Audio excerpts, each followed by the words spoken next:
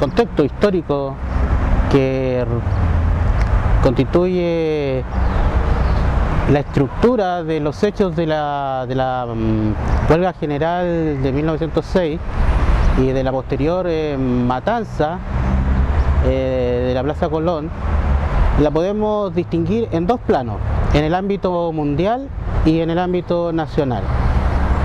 En el primero podemos decir que Europa, Occidente, está viviendo el último periodo del largo siglo XIX. Y en esta etapa podemos distinguir dos procesos, el proceso de la Bella Época y la paz armada. Ambos son contradictorios, porque por un lado vemos que el mundo crece, Occidente se desarrolla, logra altos niveles de industrialización, y por otro lado también tenemos una contraparte de un desarrollo cada vez más entre una brecha entre los países desarrollados y los países pobres. 1906 era un desarrollo muy grande de Antofagasta, porque se estaban instalando todas las oficinas salitreras más importantes. Ya se había hecho ya el ferrocarril desde Aguas Blancas hasta Coloso, había nacido el puerto Coloso. O sea, había una actividad muy grande en Antofagasta. Los precios en la ciudad y el costo de la vida era muy caro para las familias obreras. Entonces ahí había también un cierto descontento por lo caro de la vida y del sustento en Antofagasta. Bueno, después se reúnen en la plaza, hay un meeting donde se juntan alrededor, algunos dicen 3.000 personas, ¿ya? Ahora, si pensamos que la ciudad, la comuna, tenía alrededor de 30.000 habitantes, es decir, que en la Plaza Colón ese día a las 4 de la tarde se reunió el 10% de la población de la comuna de Antofagasta, es decir, de cada 10, uno de cada 10 antofagastinos estuvo ahí en la plaza, es decir, es un impacto, es una reunión monumental de trabajadores con una fuerza social de trabajadores muy importante. La historia del salitre cuenta de que era la familia Pampina en su totalidad quien iba en la protesta, asumía la responsabilidad total de la huelga, no era solamente el trabajador. Esa es una costumbre que no te voy a decir que nace en La Pampa, pero que allí se hace carne. Entonces el niño, que en la salitrera es la formación misma en ese enclave de un muchacho que va creándose ya su conciencia guerrera, por decirlo así, para enfrentar una huelga futuro.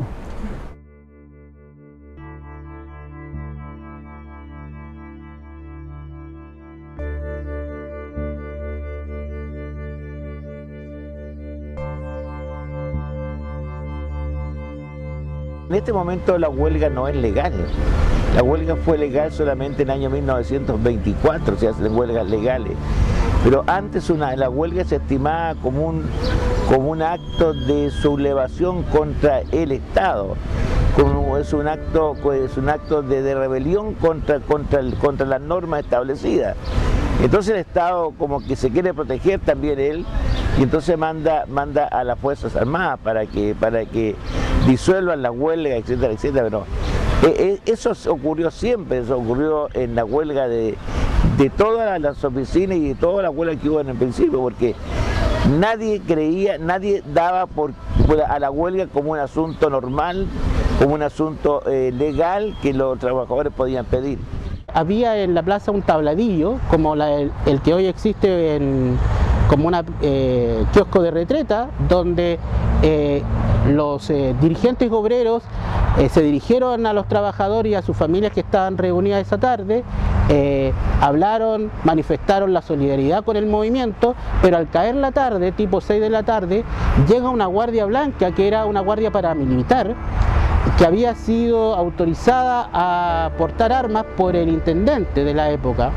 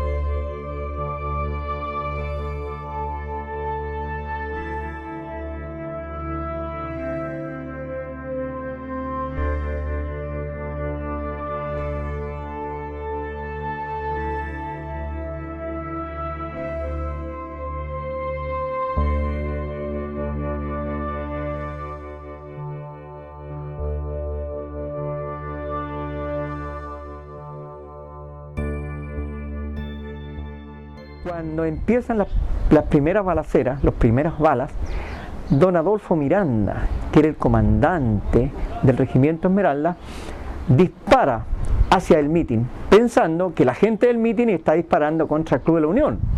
No era lo que está sucediendo, lo que sucedía era el Club de la Unión disparaban contra el mitin. Entonces los trabajadores, los huelguistas se encuentran entre dos juegos y tienen balas del Club de la Unión, algunos seguramente de los marinos del Blanco Encalada y del regimiento Esmeralda. Estando en Suecia yo me entero de que hubieron muertos y entre ellos estaba mi tío.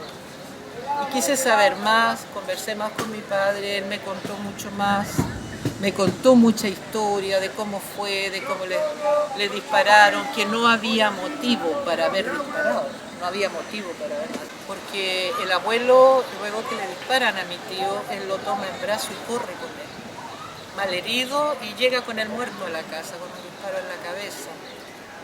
Hay una anécdota ahí, porque cuando ellos salen a este mitin, la abuela Lucinda les dice que cuando vuelvan les va a tener ensalada de papas con pescado frito, que era el plato predilecto de los jóvenes.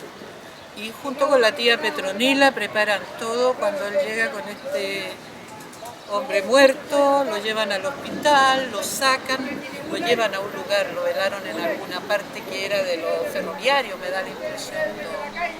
Y el abuelo siempre se acordaba de que cuando regresaron a la casa estaba todo servido sobre la mesa con las papas, la ensalada de papa y el pescado frito. Cada vez que comía pescado frito, mi padre se acordaba de esa historia.